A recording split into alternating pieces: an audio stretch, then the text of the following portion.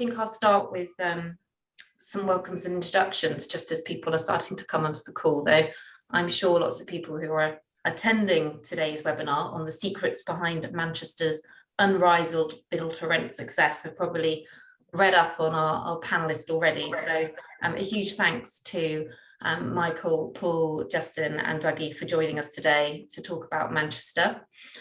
Michael Howard is the owner and managing director of Urbanbubble, one of the most experienced and established build-to-rent operators in the UK. Urbanbubble is based in Manchester and a number of their 11 communities are also based in Manchester. So Michael is definitely very much an expert on the region and build-to-rent. So thank you for being here. Paul Borrmann is the managing director for Dandara Living. Dandara have 5 communities based across the UK. Chapel Wharf in Manchester is always a top rated development on HomeViews and currently has a star rating of 4.90 out of 5 from 199 resident reviews. So quite a fantastic resident rating on HomeViews. Dougie Alton-Wade was previously general manager at 2 Manchester developments and works for Allsops Letting and Management. He managed the Trilogy and Duet, which have both been #1 ranking developments for the whole of the UK on HomeViews. So he's definitely been getting something right. And it will be great to hear his feedback and insights on what building a successful community in build to rent is all about. Justin Harley is a regional director for Yardi UK. Yardi provides a unified solution that integrates property management with resident-focused services, including a branded app used by a number of build-to-rent developments based in Manchester. So thank you all for joining me today. I'm Hannah Marsh, I'm one of the co-founders of HomeViews, and it's a delight to be talking about Manchester, which right from the start of HomeViews, we've had a very active community of build-to-rent developments and staff who've been very sort of prominent in making sure that they've been getting resident feedback. So we've got a huge amount of data and insight into the resident perspective in Manchester. And our recent build-to-rent report, which we release every year, did a focus on Greater Manchester, and we saw the scores in Greater Manchester was significantly higher than the averages for the rest of the UK, which is why we wanted to put together this webinar and delve a bit deeper into the secrets behind that region. So I'm going to start off just by sharing a few slides, a couple of bits of data from HomeViews, just to give some context of what we've heard from residents, and then we're going to pass over to the panelists. We'd really invite everyone to submit questions. There's a Q&A button at the bottom. My panelists have told me that they are going to be open and honest, so you can ask away. You can be as to the point as you'd like to be with your questions today.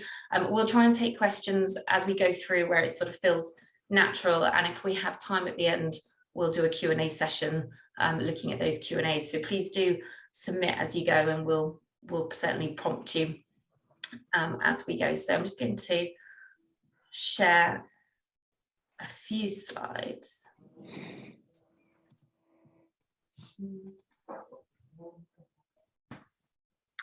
So yes, here's our panelists all looking very smart. So for those of you that don't know much about HomeViews, I've done a couple of slides just to give some context to the data that we've collected and are sharing here.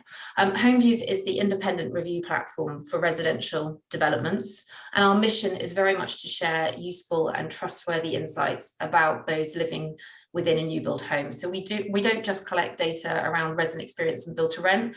We also look at private tenants living within build to sell developments. We collect data from owners, housing association tenants, as well as looking at subcategories of owners. So we look at first time buyer experience. But this does mean that we can actually put build to rent in context with those also renting from a new build development. So if someone is renting a flat through a private landlord within a Berkeley Homes or a Ballymore development, we can actually look at comparative data from those that are renting within build to rent. So why is HomeViews different to just collecting a review on Google? Resident verification is really important to us. We take as many steps possible to reasonably verify that the resident lives in that building so that everyone can trust the data that we're providing. One resident writes one review, so we're not a forum for a vocal minority. We want to hear from all residents and hear their perspective, but we're not looking to hear 10 views from one person. We're trying to get a balanced perspective of what it's like to live there. We also collect data by development and not just brand. So it means that for the portfolios of some of the operators speaking with us today, we can actually drill down and look at data right at a building level, as well as looking at different resident types in those buildings. And we collect over 18 different data points. We also proactively source reviews. So as well as working with partners across the industry to invite residents to write reviews, we also go out and postcard and actively collect data and insights from residents living within new build developments. So just a couple of insights from our Build to Rent report. This is the largest data set on the build to rent experience. We had over 3,500 verified build to rent tenant reviews in 2021. And this actually came from 64% of the completed developments in build to rent last year. So as it stood last year, this was 64%. So it's a really broad spectrum of data, which I think is why looking at Manchester and how successful Manchester has been as a region, it does put it into context across the broader UK. Now, as a whole, build to rent residents rate their experience higher than those tenants living within build to sell. And we've seen that year on year. So you can see on the graph on the right, this is looking at our data from the last 3 years. And you can see how build to rent tenants are rating year on year their experience higher than those also living within new builds, but renting from a private landlord. Management is where we see that biggest differentiator, that biggest gap. And obviously that's something that we'll be exploring, I'm sure, today in greater detail around management. Interestingly, value is a score that we have seen consistently going up year by year, residents starting to understand that value proposition of what build to rent is offering them. And whilst we've seen a small decline in management scores, it is still very high overall. As an overall trend, regional developments continue to be rated higher on HomeViews, and the average residents on HomeViews rated their regional developments significantly higher than those in London. You can see we've pulled out the value and the management comparisons, so you can see that for London and regional value went up for both, but regionally the value score went up a lot higher in proportion. Management did drop in both London and regional, but again, proportionally, regionally, the management score only dropped ever so slightly. So sort of a much more stable and growing performance from outside of London. So then it comes to Greater Manchester. And as you can see across the board, Greater Manchester build to rent residents rated their experience higher for facilities design, location, value and management, as well as some of the additional scores and categories that we ask residents about the customer service, repairs and maintenance and additional services that they experience. And 93% of Greater Manchester residents rated the location a 4 or a 5 out of 5. Just two more sort of insights really around Manchester from residents. One was around the location. We looked at the reviews about why people loved the location of Manchester. I think the fact that it was close and easy to walk to shops, bars and restaurants. There were good transport connections right in front of them, and actually a lot of people saying about the noise wasn't that bad. I think in the past we've seen a lot of comments about construction noise, but in the last year that didn't come across at all in the majority of the reviews. There was also a lot of people talking about the area and streets being clean and feeling safe with no antisocial behaviour. So there's a nice resident quote there from a resident at Chapel Wharf, just talking about how much they love where they live. The other things we looked at around management was what specifically were residents talking about why they loved management and their management team. The first thing that comes across strongly is happy, friendly staff who created a community through events and activities and made the development feel like a home.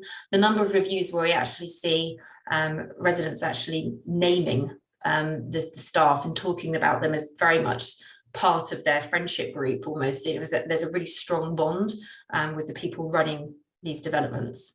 The second one was really about great communication, a team that was easy to contact, and that was face-to-face or via apps. There was a lot of mentions of great uses of apps and how technology was enabling easy communication. And the third one was actually around staff that were helpful and addressed issues. Helpful was a word that came up time and time again from the staff, and that they just would go out of their way to provide a solution. And a lot of that, again, was linked back to technology, which I'm sure Justin will talk a bit about today, about how easy it was to just be able to log a repairs and maintenance request and get things sorted and turned around, and that the staff were there very responsive in ensuring things were sorted. So it is tied to the top. This is actually top 10 from as of when this report data was taken. So this is as of the end of October last year. If you go onto HomeViews, you can actually look at our area guides, which are live and constantly updated.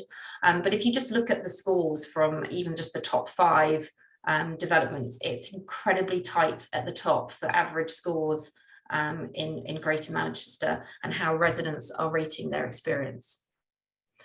We've also had some data shared with us from the Urbanbubble team, so thank you, Michael, for sharing this. Urbanbubble have a research arm which provides a lot of data reports on what's happening and what's coming in Greater Manchester, which is something I'm sure that Michael will talk a bit more about. But build to rent is a significant portion of the Manchester rental market. You can see that in terms of the number of build to rent apartments currently in Manchester, and also the fact that there are 33 build to rent schemes operating in Manchester as of March this year. And those graphs on the right hand side demonstrate the significance of build to rent as a proportion of the properties completed and available.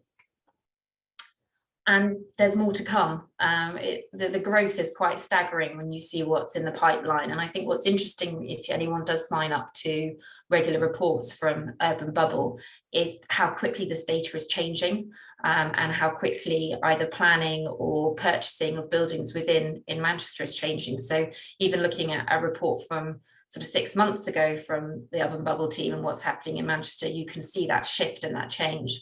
But in 2024 will be the most active year, with over 5,000 completions for units projected that year across 11 further communities. So a huge growth for the region and focus for build to rent.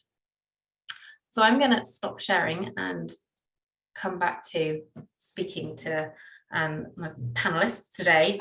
And I think it really leads into the first question, which I'm going to come to you, Michael, first to talk about. So why Manchester? I mean, there's, are there different local factors? Is it about demographics? Why wouldn't we be having this call about Liverpool, Birmingham or Bristol? It was quite funny because for the last minute of your presentation, all I could think about is don't be on mute. Don't be on mute, because the one thing I didn't want people saying, you're on mute. It's back to we're back to the old way of working, but we're in a new way of working. So thank you, Hannah. That was really good to see. I've got to say, I'm exceptionally proud of where this city is from a customer perspective. I think anybody who's known me, I've been talking about build to rent before it was known as build to rent, and how we had to change the market to make residential renting and lettings better. There was no customer at all within this industry 10 years ago, and here we are now, looking at the top 10 customer reviewed sites. It's an incredible achievement. Now, if I can be indulged just for 2 or 3 minutes, as I told you, I really wanted to think about this question: why Manchester? Why not any other city? Because yes, we have scale, 33 communities. It was 29 as of the end of last year. But why any other city? And I really did think long and hard about it. And I think it's about the culture that we have as a city. A culture is going to come throughout a lot of what we talk about today, I think. This city is a city of innovators and pioneers. Textiles, industrial revolution, the modern computer, suffragettes, graphene, football, dare I say it, music, right? So think about it. This city has just been built on a culture of being innovative and out there and pioneers in what they do. And it's in people's DNA. If you live or work here, it's in people's DNA. It's drilled into us at conferences or marketing material and of the like. And I suppose whenever you work in a city, you're not told what to do, but you're told how to do it and how to be. Openness, collaboration, a can-do, a confidence. Some people might call it cockiness, but there's a can-do, a confidence in a city, and graft as well. We work hard in this city. And I think in our ecosystem, within the property ecosystem, we had that unfortunate event in 1997, which was actually what shaped the modern Manchester, which was the IRA bomb on Market Street. And from there, Sir Howard was brought in as chief executive. And from that, we had to rebuild the city. And the Commonwealth Games was in 2002. And what really came from there is this culture of public-private partnership. this sort of bringing together a family, and some people from outside the region call it a mafia, and architects and people looking to try and do business here, but it's not. There's an openness there, but there's a togetherness, a collaboration, and it's really what Sir Howard he delivered really as a culture for our ecosystem, because he was very much about the regeneration and the development of the city, where Sir Richard would be off talking about the arts and the culture and the civic programs. Sir Howard was all about, how can we make this city a global player? And if anyone's ever been to any of our any events in Manchester, which were in MIPIM or similar sorts of conferences, the passion that comes from this guy, who was a fantastic leader and somebody that we all got inspired from. And I think from that, you talked before, just linking it back, you might think I'm just trying to rip it on. I'm not, because culture defines everything in any organisation or ecosystem. And if you think before that, 93% of residents said they love their location and they love the safety of when they're walking to and from work. That doesn't come by default, because many cities have shown how they haven't done this well, with apartment buildings being plopped 10 years too far outside the city. There's a very strong cohesive spatial plan within Manchester, and there's a very strong local authority and planning departments, and there's an openness to come and see what's available, and the city will help you develop and build, but it'll also challenge you to make sure it's right for the city. And I suppose, from my point of view, I've always found it astonishing, being a Scouser, how I've succeeded of doing business in this great city. And I think it's just down to the fact that we were open, we share, we collaborate, and the two guys on this call who are in similar roles to me are testament to that. We really work hard to not just be competitors, but to work together and work within this culture, which is a can-do attitude and openness, but trying to be the best. And I said it before, your business and what you've done with HomeViews gives us a very good, consistent benchmark to do that. Yeah, I think off the back of that, I think we touched on, in terms of culture, it goes all the way through. I mean, from the development point of view, so at Dandara Living, we try to kind of go from cradle to grave, from kind of land acquisition right the way through to the operation, and from working with all the various different kind of councils across the UK.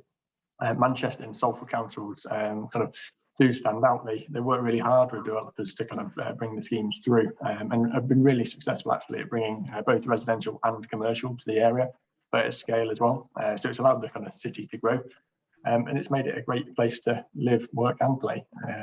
This, coupled with, I think, kind of really, really great higher education settings, means that the city's just got lots and lots of clever people in it, whether it be to work or study, and ultimately they stay. I think when we look at the data that comes through from kind of new residents joining us, we normally see in and around kind of 60–70+% people applying who actually already live in the area.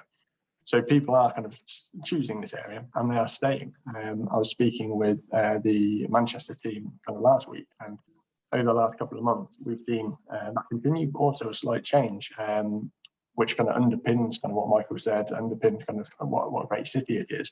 But we're finding, kind of like I say, over the last 2 months, 40% of kind of the new residents that have joined in Manchester have actually come from London. So we've always had a small stream, but that's especially in light of the pandemic, kind of people being able to commute, work from home kind of a little bit better. It's a lot of value, I think, than perhaps kind of more southern cities, but you still get that buzz, you still get kind of a really good culture, and it's really attracting people.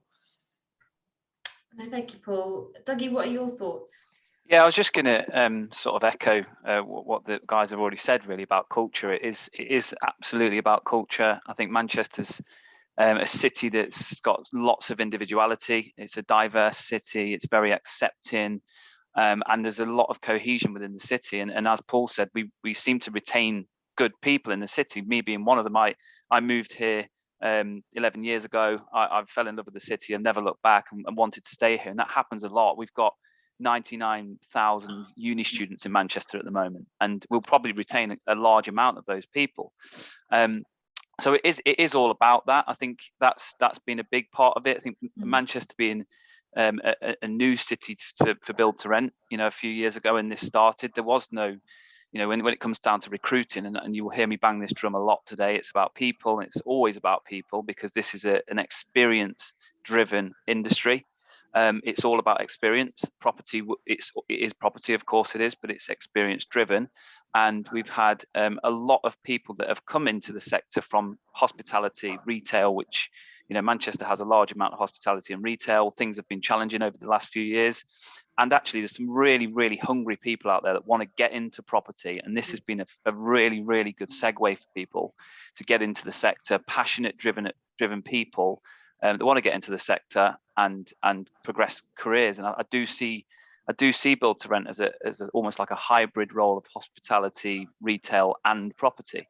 So it's a really interesting place to be, and that lends itself really well. And there's lots of people out there with really transferable skills that want to get in. So I think, yeah, it really, really is just that whole culture, because as I said about individuality, that's exactly what build to rent communities need. They need individuality. They can't be the same as each other. They all have to have their differentiators to make people want to go there and stay there. And that's why that lends itself really well. It's lovely hearing the passion from the three of you about the region and the city, and that's wonderful. I guess now slightly turning to Justin, taking a more kind of stepping away, and you work with you have partners that you work with who are based all over the UK. So when you sort of look at Manchester and take a view, why do you think that there's such success? I think just listening to the three guys before me says it all. There is a real passion for the customer and care of the customer.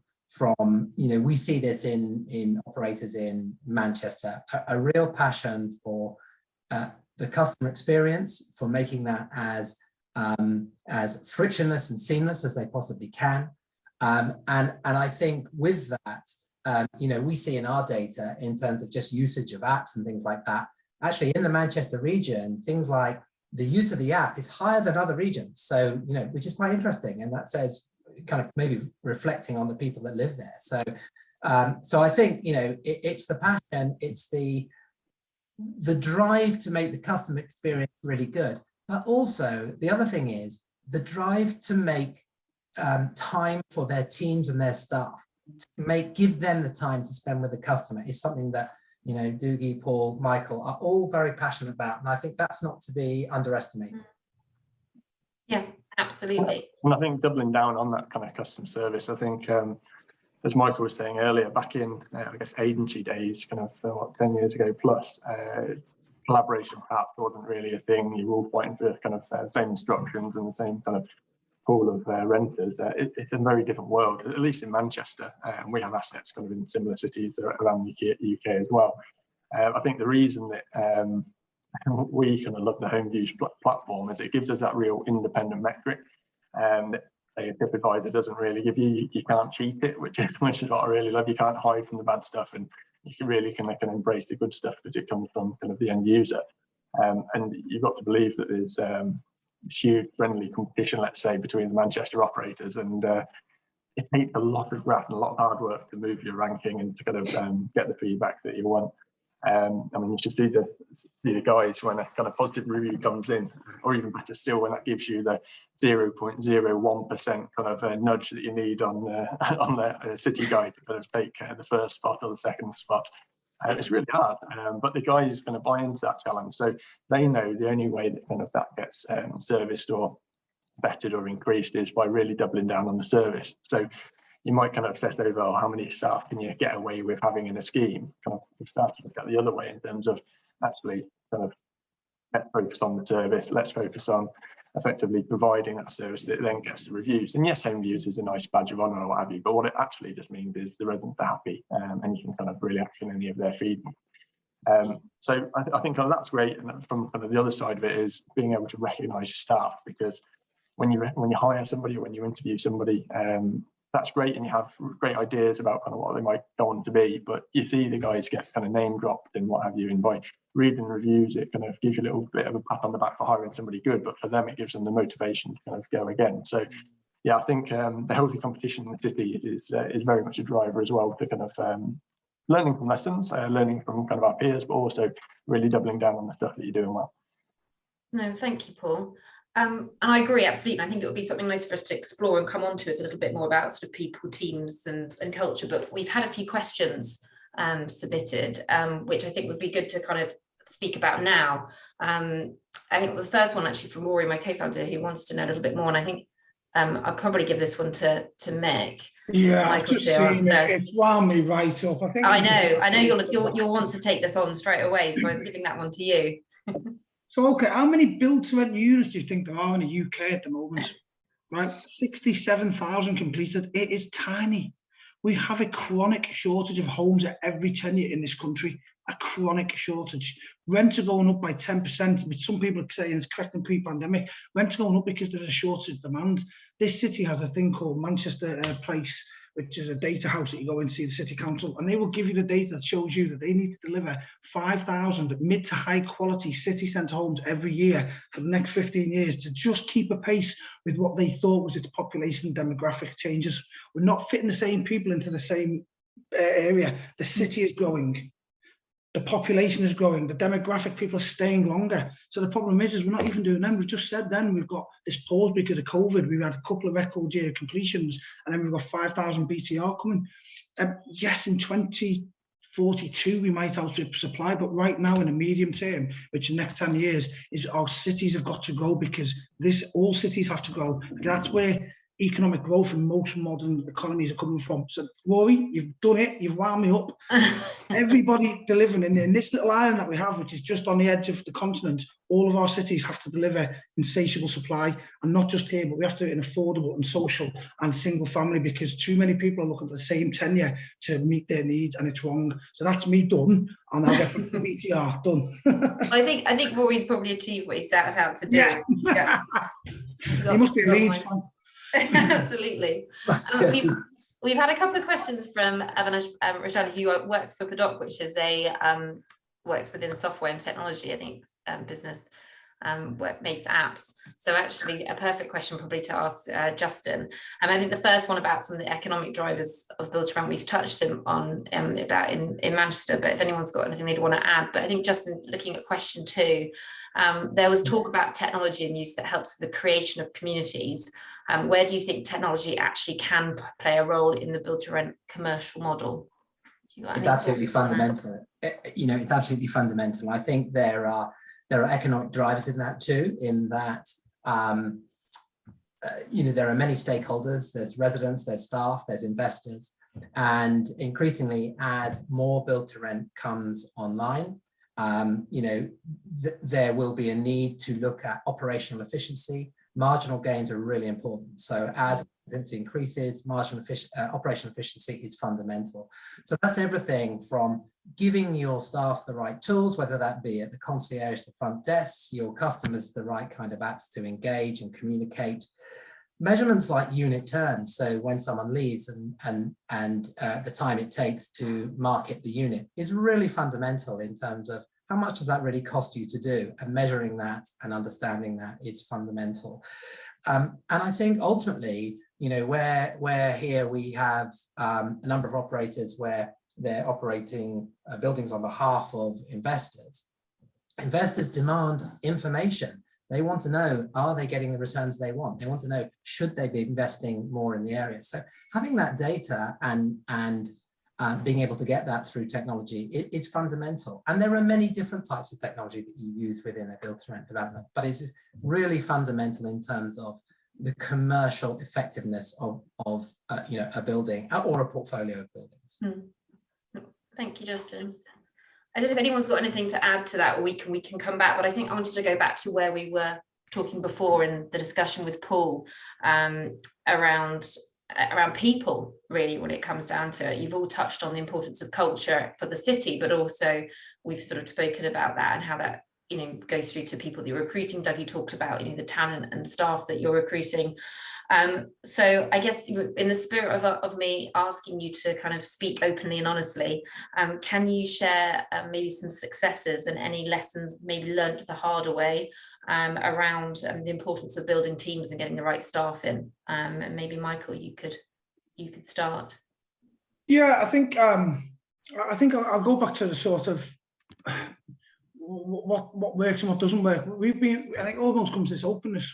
We're open anyway, but we became open because our sort of medium to long-term future is pretty much guaranteed until we do something very wrong. And unlike the leasehold residential market before BTR came along, you're working on unprofessional contract holders, landlords, yes, developers in some cases, and it's very short term, 1-2 years. Now we have contracts with institutions which are medium and long term, and so our lines are drawn. We focus on what we've got, and we can move on. So we can, our vision statement is to make cities better places to live. So that isn't just about managing the buildings right, it's about actually how we contribute outside of what we do with you guys, the UKA, and sharing best practice. But also, if we're going to make cities a better place to live, it's sharing some of our mistakes as well as failures with others who are like-minded, so we move along a bit quicker. And I think, part of that for me, your operational structure is key. We have a research team, a consultancy team, mobilisation, and an operational structure, because we need to know that building deeply and that neighbourhood within that city, as well as we know anywhere in Manchester before it's even built. And we need to know how it operates, so we know what it costs. We have a consultancy team that basically gives the developer stroke institution stroke architect a really hard time. And I make it akin to having a seat at the table, at the design table, to make sure that we eradicate the friction and the poor performance of living there before it's even built, because you will not do it when the community is live. You do it at RIBA stage 3 or before. And so that's really important. But the most important thing for me, or the biggest success, is that general manager coming in mobilisation 9 months before PC, because I think it was at the UKA, the guy who was a hotel operator said it was the 3 C's. He was asked that question, how do you scale in the hotel world? And they scale really significantly year on year. And how do you maintain that customer service? And it was perfect. It was the general manager is really important, because it's the start of the culture, or that operation for that hotel in that neighbourhood in that city. And it was the 3 C's: care, competency, and culture. And it was brilliant, and it's exactly what we've been doing since 2017. Get the general manager in, get them in nice and early, and then they build their team. And that for me is the biggest learning. And it doesn't have to be 9 months, but it needs to be a long enough time so they can build a team, they can train a team, they can do team building, and they can work with, get to know the clients. Because once pre-lets and leasing starts, it's crazy, as everybody knows. And that's our biggest mistake. If you will have people turn over in every community. We're on 11 at the moment. We've got another 31 in the pipeline to come in the next 5 years. As the teams turn over, especially as the market's now getting busier, teams will turn over in that 15-16 month period, 9 months before PC, 6 to 9 after. Then don't just drop people into lease up and mobilisation. They need to be incubated just like that community is. Otherwise, they last 5-10 minutes and they're out again, because it's a really fierce time when you're leasing up a new community in a new city. So yeah, we've had plenty of experience of getting that. Well, Dougie, I think that perfectly goes over to you, because you've been a very successful general manager. So, what are your thoughts on team and community? Yeah, I think exactly what Michael said. Getting that general manager is a fundamental part of the success of that scheme. The captain of the ship. Everybody has to follow suit. They build the community, and the earlier you get them in, the stronger that service is going to be. I think when we won the award with Duet, when we looked into more of the detail and went through each individual review and read them all, it was crazy. Something like 95% of them mentioned community or team within their review, and compared to around only half of them are mentioning amenity. So actually, I heard this term quite a lot, that the community is the new amenity, and it's so true. Like that is a fundamental thing there. And I think there's 2 things for me that have really worked well. One of them is taking a few more on paper risks. So don't just recruit somebody because of their CV. Almost, the CV's there for a reason, and it does a job, but actually take some more risks, recruit the right people, and get personality within the developments. It's so fundamentally important. And the other thing for me that's worked really, really well is giving as much autonomy as your organization allows. Because the more autonomy you're giving people, the more creative people are going to be. In turn, the experience is better, and in turn, your NOI is stronger. And that for me is the natural and the seamless links, but it's always quite hard, and it's quite difficult to explain that because it's not always tangible. HomeViews really helps us to do that, and that's why it's so important for us. And we are, you know, a relatively smaller operation with the amount of assets that we're operating at the moment. And actually our amenity spaces are on the whole, I'd say, slightly less than some of our other competitors out there. But what we do really, really well is deliver community, and that comes from all the things I've just mentioned there. No, and I think I agree. Reading the reviews, I actually sometimes feel quite emotional reading the reviews from residents and actually how happy they are. Like, you know, it's about being part of a home, part of a community, and it's so important. Yeah, and just to add on to that as well, it's the passion that comes from these teams. It's so nice to work in a development when you work so hard, and then to read something like that, it makes it all worth it. And it's why we have done so well, because again, the GM is there and they're passionate about this, and then they just pass that on down to the rest of their team, and the team are so bought into these HomeViews reviews. And it's not because, again, Paul mentioned it earlier, winning the awards is great. You know, we love to win the awards, of course we do, who wouldn't? But actually the most enjoyment that we get is just going through and reading them with the teams and celebrating the success. Yeah.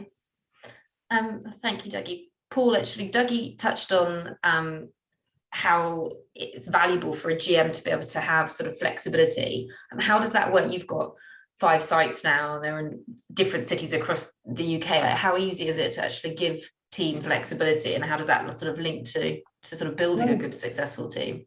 You're right. I think it's finding that line, isn't it? So, like I say, we've got 5 under kind of management in live now. Kind of in the next couple of years, we'll be looking to add over a kind of dozen into that. So we're faced with that thing where, yes, autonomy is absolutely key for job enrichment, for motivation, but it's also very important to have kind of a line in the sand in terms of what is a standard operating procedure within your business that is repeatable, to kind of keep the consistency of kind of service and compliance whilst looking to scale, really. So I think kind of, yeah, there's a lot of stuff that you just want to kind of point them in the right direction and get out of the way. There's also a lot of really kind of important things that they need to go back to the Bible and make sure they're doing it kind of in line with health and safety legislation, or in line with the company procedure.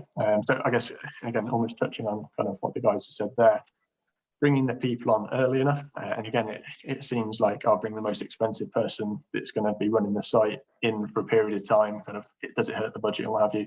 I think if you kind of don't do that, you're planning to fail a little bit.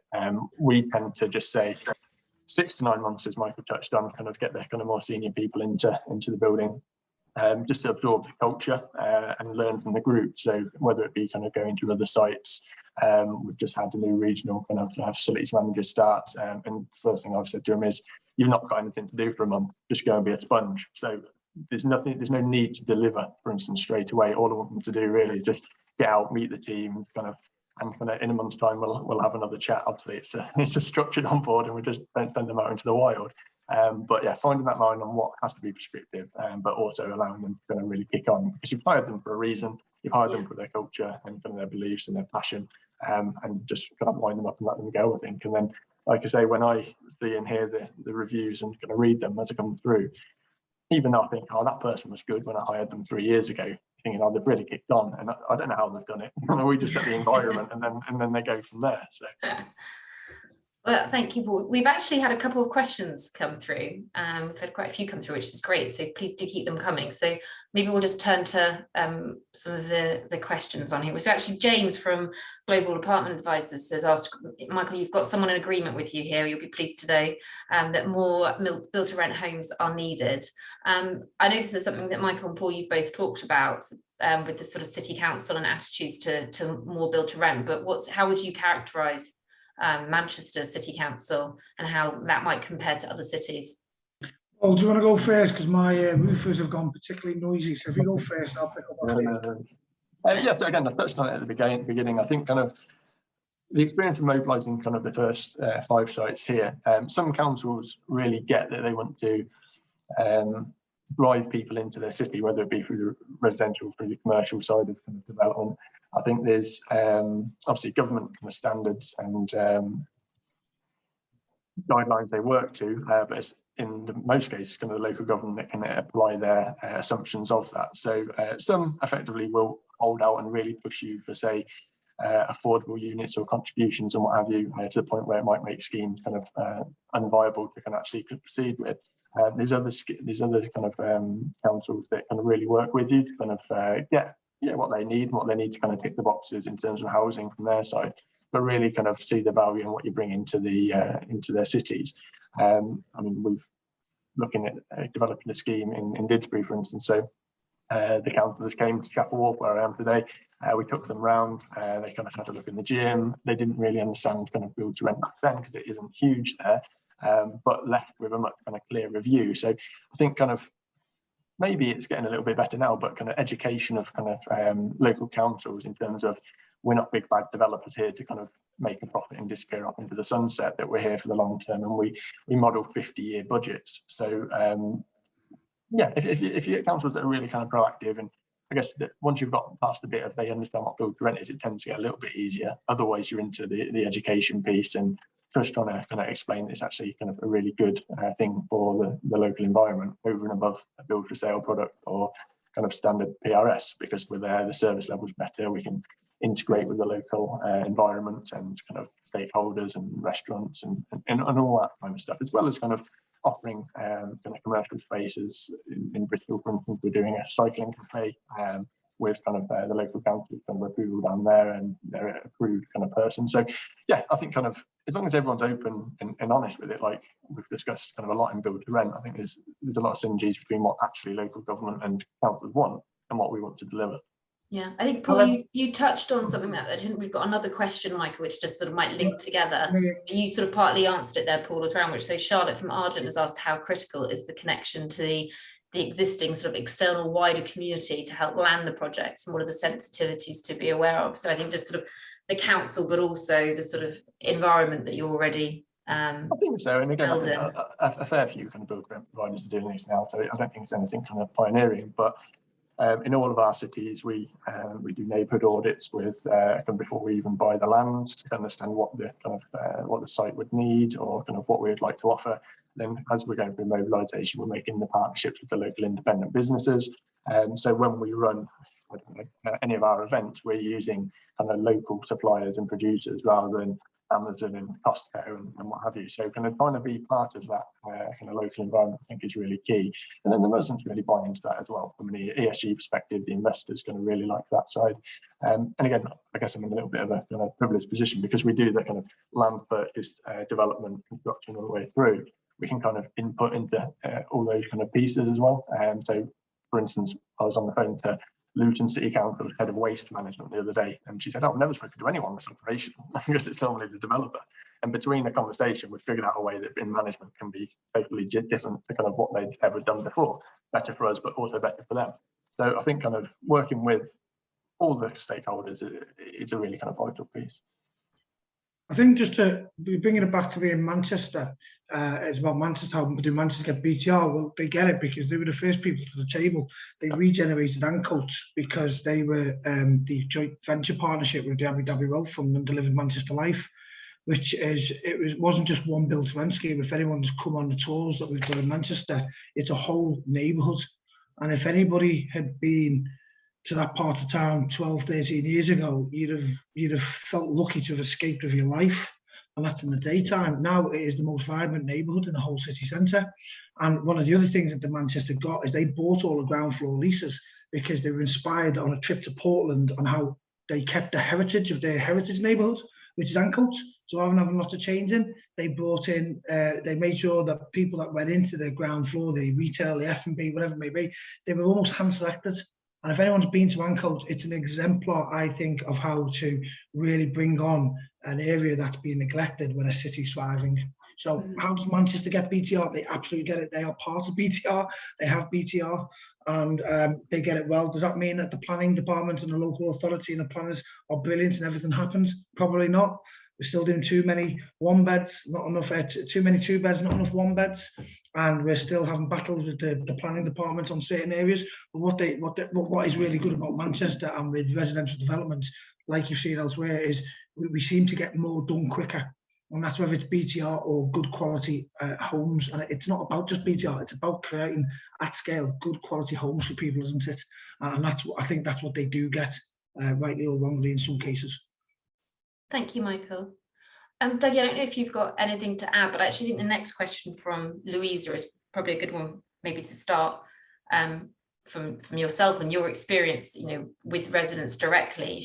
Louisa from Sky's questions around value adds as a key. What's the most talked about value add? How can suppliers help? So what do residents see as some of the additional sort of benefits that in their experience? And my kind of question, which would link to that, is, what is the magic formula for resident satisfaction? Is it about facilities? Is it about service? Is it about the building? We've talked about people and community, and we've talked about Manchester, but thinking about some of those value adds as well, and linking that to what Louise is asking, what are your kind of thoughts and recommendations?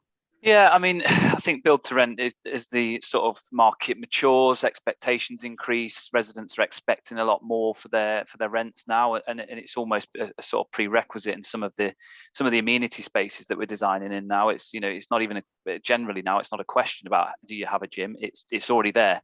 So a gym's just the norm now, and I imagine that's just going to keep evolving. A co-working lounge will be the norm, a coffee machine, a meeting room, they will be the norm.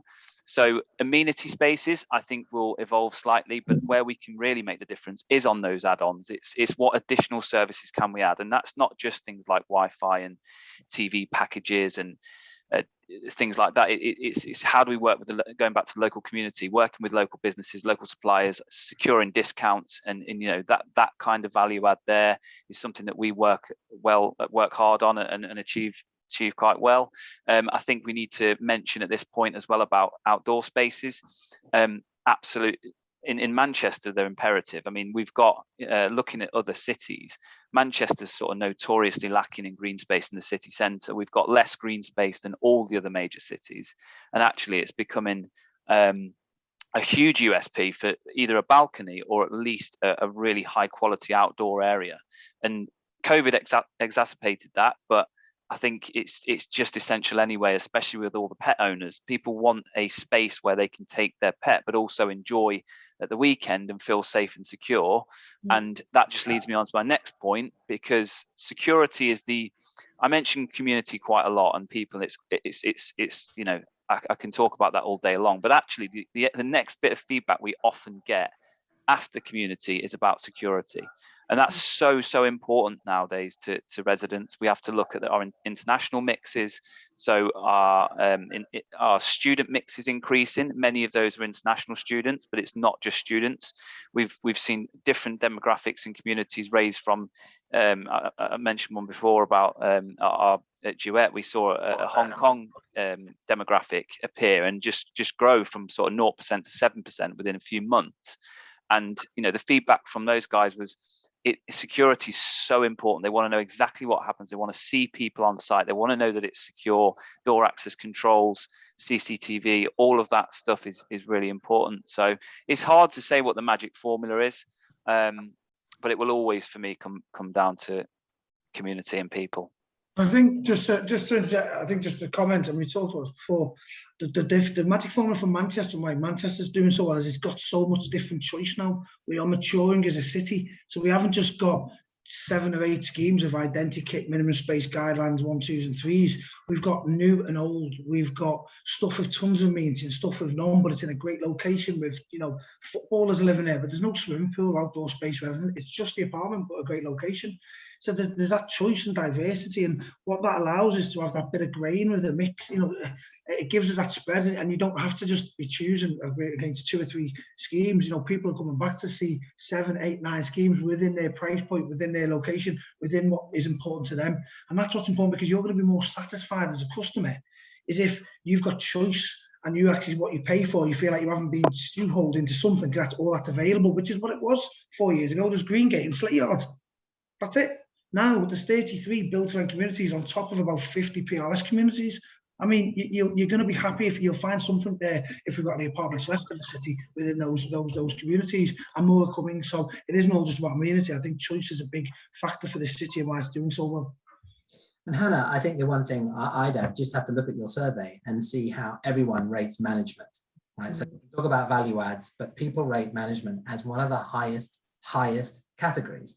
They expect really good service. And I think that ultimately good management is about the hygiene factors done well. So things every day have to be done well. It's exciting to talk about amenities, but actually if there's an amazing gym down the road, they're going to go to that gym, and it's about doing, as Doug is saying, a deal with that gym rather than, you know, the one that you're trying to build. And I think it's being smart around that in terms of, you know, the mixture of what you have in the development and the relationships that you form around to create that neighborhood. I think is really, really, really important.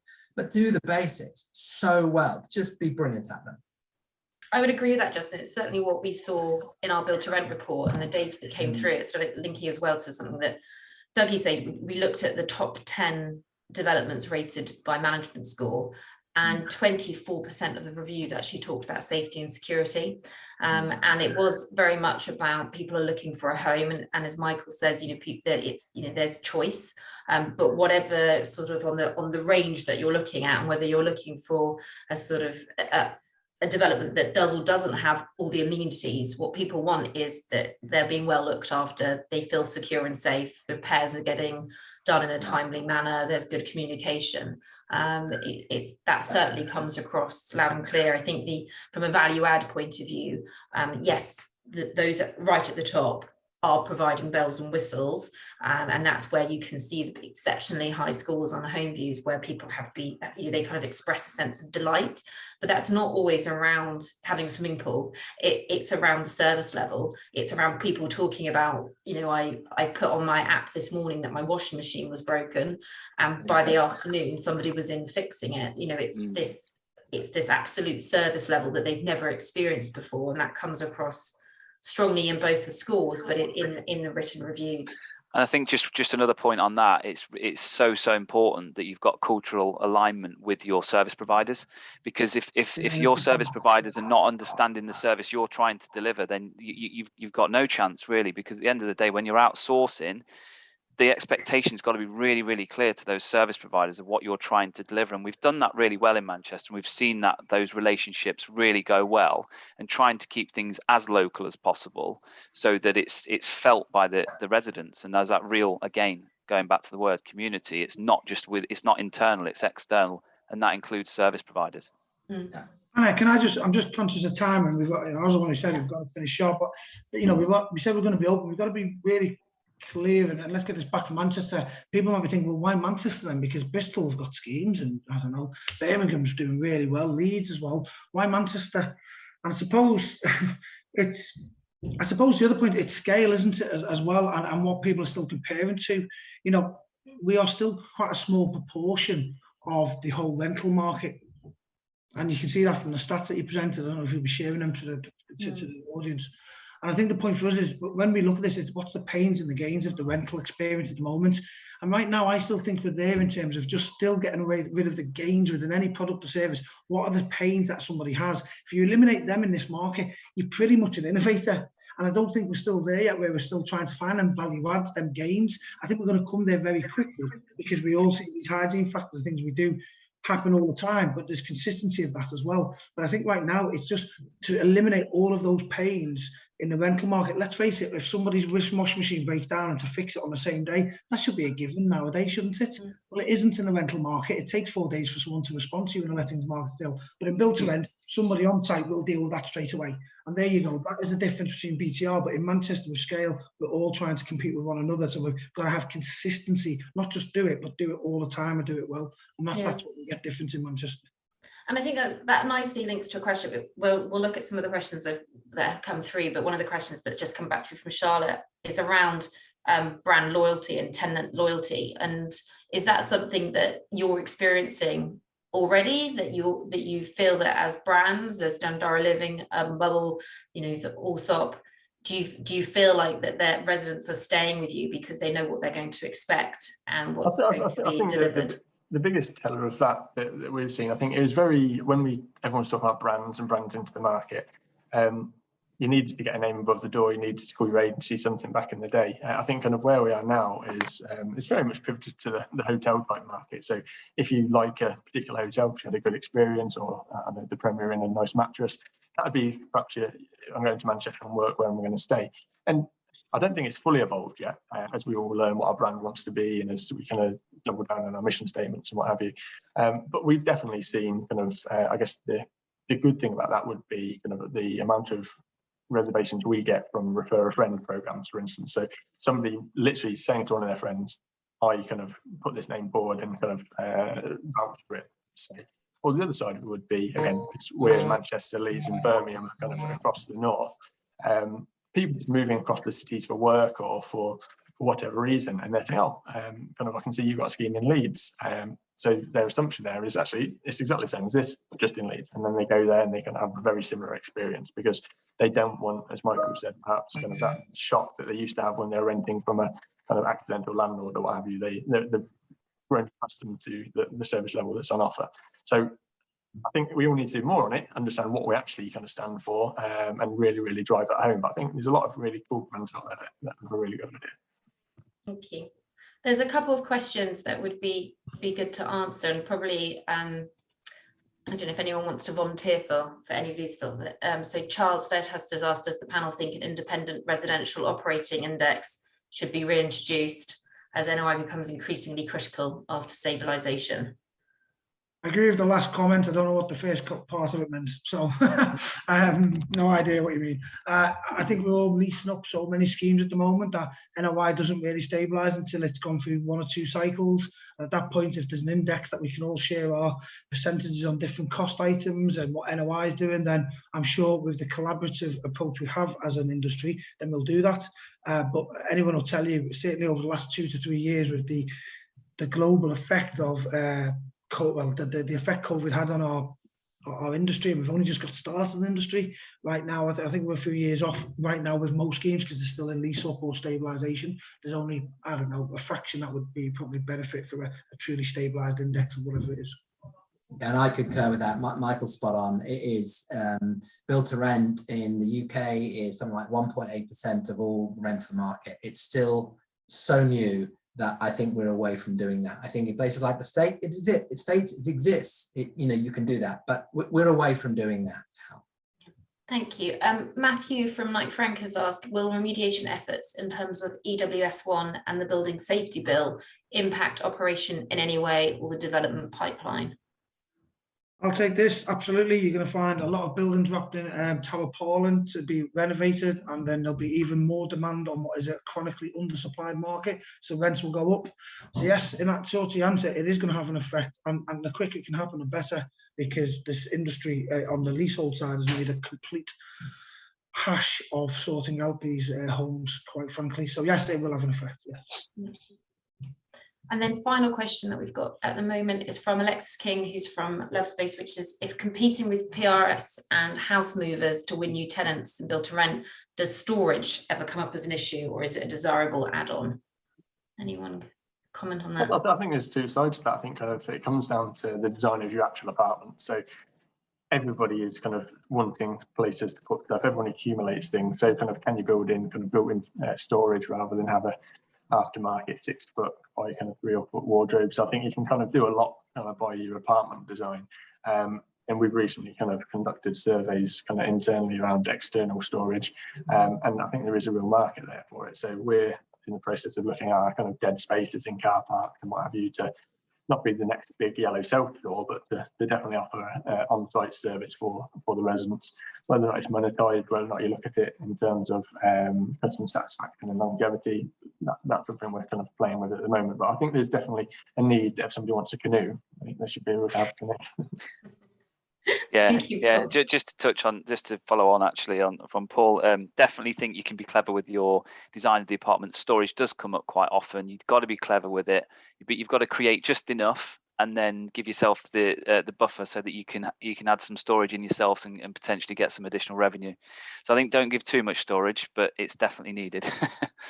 What else we've got here? If Hardman, the guys who design waste shoots on the line, were coming after you, your shoots don't work with cardboard. Don't worry, we're not going to kick you off because shoots work. but we're all going to come to the industry and say, can we sort it?